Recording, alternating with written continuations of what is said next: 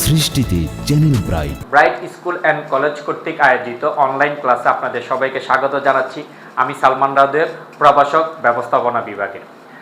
Bright school and college কর্তৃপক্ষ আপনাদের জন্য সুশৃঙ্খলভাবে অধ্যায়ভিত্তিক আলোচনার ব্যবস্থা করেছেন।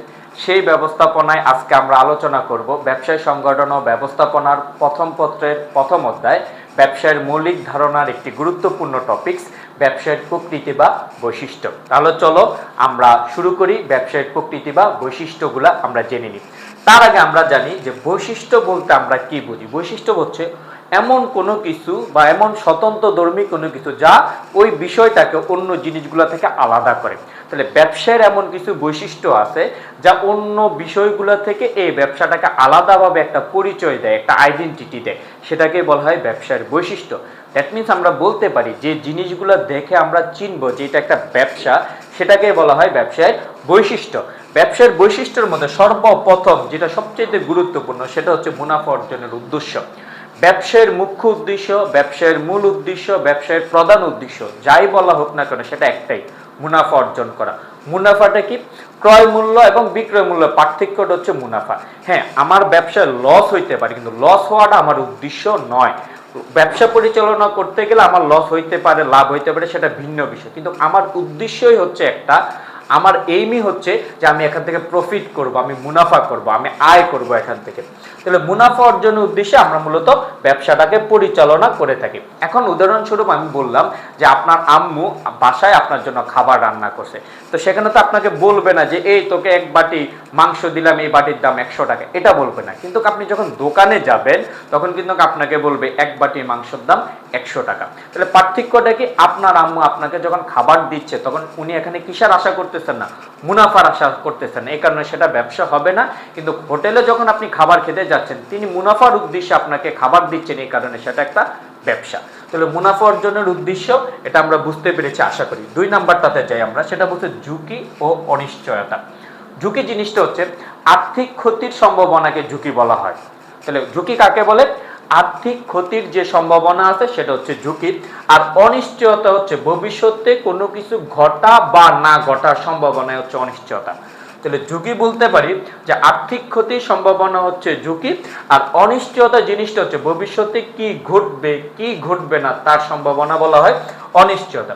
তাহলে আপনি ব্যবসা যখন করবেন, ব্যবসা আপনি মূলধন বিনিয়োগ করবেন, আপনার লাভ হইতে পারে, লস হইতে পারে। এই যে আপনার লাভ হওয়া, লস হওয়া, এই যে একটা রিস্ক থেকে যায়, সেটাই হচ্ছে ঝুঁকি। তার মানে ব্যবসা সবসময় ঝুঁকি হবে। আর অনিশ্চয়তা জিনিস কি? কারণ আপনি আজকে মাল কিনছেন, কবে বিক্রি করেন? কালকে যান, কালকে আপনি বিক্রি করতে পারেন, নাও বিক্রি করতে পারেন।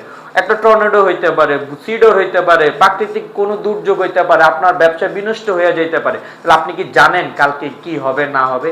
তার মানে আপনার মাল বিক্রি হইতে পারে, নাও হইতে পারে। এই বিষয়টা হচ্ছে অনিশ্চয়তা। তাহলে ব্যবসা সম্পূর্ণ ঝুঁকিপূর্ণ, সর্বদাই ঝুঁকিপূর্ণ এবং অনিশ্চিত। নিশ্চিত করে কোনো কিছু বলা যায় না যে এত টাকা লাভ করবো, এত টাকা লস হবে, এটা নিশ্চিত করা বলা যায় না। ব্যবসার এই বৈশিষ্ট্যকে বলা হয় ঝুঁকি ও অনিশ্চয়তা। 3 নম্বরে আমাদের আছে লেনদেনের পুণ্যপুনিকতা। পুণ্যপুনিকতা মানে হচ্ছে বারবার বারবার হওয়া। আপনি ধরেন একবার মাল কিনলেন, শেষ, বিক্রি করলেন একবার, এটাকে ব্যবসা বলা যাবে না। ব্যবসা হইতে গেলে আপনাকে মাল খরিদ করতে হবে, এনে আবার এটাকে বিক্রি করতে হবে, এটা শেষ হলে আবার গিয়ে আনতে হবে, আবার কিনবেন, আবার বিক্রি করবেন।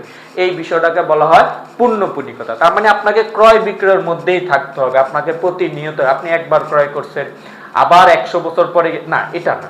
আপনাকে এই মালটা, এই স্টকটা শেষ হবে, শেষ হলে আপনি আবার পুনরায় আরেকটা স্টক নেবেন, এটাকে বলা হয় লেনদেনের পুণ্যপুনিকতা। 4 নাম্বার পয়েন্টটাতে আছে আইনগত বৈধতা। আইনগত বৈধতা জিনিসটা হচ্ছে আইন দ্বারা সেই আইন হইতে হবে। এখানে আইন কিরকম? আপনি যে দেশে ব্যবসা করবেন বা যে অঞ্চলে ব্যবসা করবেন সেই দেশের প্রচলিত আইন অনুযায়ী আপনার ব্যবসাটা বৈধতা হইতে হবে।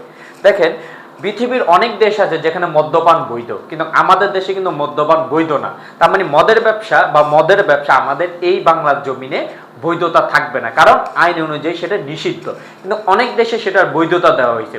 তাহলে ব্যবসা হইতে হবে যেটা আইনগত বৈধতা আছে, এটা আপনার মুনাফা অর্জন আছে, সবকিছু আছে, কিন্তু যদি এই বৈশিষ্ট্যটা না থাকে, যেটা আইনগতভাবে বৈধ নয়, দেশে অবৈধ, তাহলে সকল মুনাফা অর্জনের উদ্দেশ্য, অর্থনৈতিক কর্মকাণ্ড হওয়া সত্ত্বেও সেটাকে আপনি ব্যবসা বলতে পারবেন না। তাহলে ব্যবসা হইতে হলে কি হইতে হবে? সেটার আইনগত বৈধতা থাকতে পারে। আইনগত বৈধতা কোথায় থেকে আসে?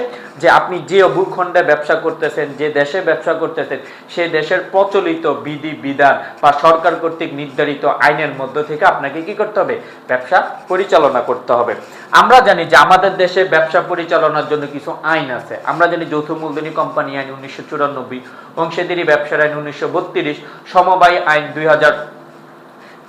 2001, সমবায় বিধিমালা 2004 আমাদের দেশে বর্ণিত আছে। তারপর আমরা শ্রম আইন, পরিবেশ আইন, অনেকগুলো আইন দ্বারা আমরা আমাদের ব্যবসাটাকে নিয়ন্ত্রণ করে থাকি।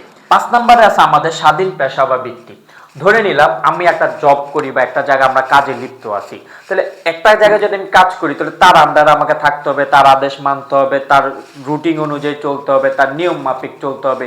সে যদি 5টায় আসতে বলে আমাকে 5টায় আসতে হবে। এই নিয়ম বাউন্ডারিগুলো ব্যবসায় নেই। ব্যবসায় এমন একটা স্বাধীন পেশা, আপনার মন চাইছে আজকে আপনি সারাদিন ব্যবসা দোকান খোলা রাখতে পারবেন, আপনার মন চাইছে আজকে দোকান বন্ধ রাখতে পারবেন। তার মানে আপনি আপনার ইচ্ছা মতন ব্যবসাটাকে বা জিনিসটাকে, আপনার পেশাটাকে পরিচালনা করতে পারবেন। যে আপনার উপর কেউ কমান্ড জারি করতে পারবে না, আপনি আপনার কমান্ড হবেন, আপনি আপনাকে পরিচালনা করবেন। এই কারণে ব্যবসাকে বলা হয় একটি স্বাধীন পেশা, যে আপনি আপনার মন মতো ব্যবসা পরিচালনা করতে পারবেন। 6 নাম্বার আছে উপযোগ বা সম্পদ সৃষ্টি করা। ব্যবসায়ের অন্যতম গুরুত্বপূর্ণ বৈশিষ্ট্য হচ্ছে সে সম্পদ সৃষ্টি করতে পারে, উপযোগ সৃষ্টি করতে পারে। কিভাবে? খেয়াল করেন, ধরেন গ্যাসের খনিটা সব জায়গায় পাওয়া যায় না, সিলেটে পাওয়া গেছে, তাহলে এটা ব্যবহার করতেছে কোথায়? ঢাকায়। তাহলে ওই যে সিলেটের থেকে উৎপন্ন গ্যাসটাকে আপনাকে ঢাকায় ব্যবহার করতে হবে, এখানের মধ্যে একটা বাণিজ্যের সম্পর্ক আছে, এটা ব্যবসায়িক সম্পর্ক আছে। রংপুরে উৎপাদিত সবজিগুলো আমরা ঢাকায় পাচ্ছি, বগুড়ার উৎপাদিত সবজিগুলো আমরা ঢাকায় পাচ্ছি, কিসের কল্যাণে? ব্যবসায়ের কল্যাণে। তো ব্যবসায় কি করতেছে? ওই যে জিনিসগুলো, সবজিগুলোর অরিজিনাল উপযোগ আমাদের কাছে তুলে ধরতেছে, আমরা ভোগ করতে পারতেছি, সম্পদের সুষ্ঠু বন্টন সে করতে পারতেছে। যদি ব্যবসা না থাকতো তাহলে যে জায়গায় উৎপাদন করা হইতো ওই জায়গার মানুষই ভোগ করতো, অন্য জায়গার মানুষ আর ভোগ করতে পারতো না। তাহলে এই ব্যবসায়ের কল্যাণে আমরা পৃথিবীর দূর দূরান্তে বিভিন্ন দেশে যা উৎপাদন করা হইতেছে তাই আবার কি করতেছি?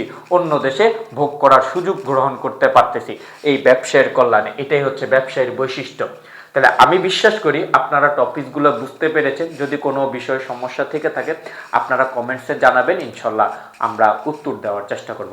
সবাই ভালো থাকবেন, সুস্থ থাকবেন, সুন্দর থাকবেন। আসসালামু আলাইকুম ওয়া রাহমাতুল্লাহি ওয়া বারাকাতুহু।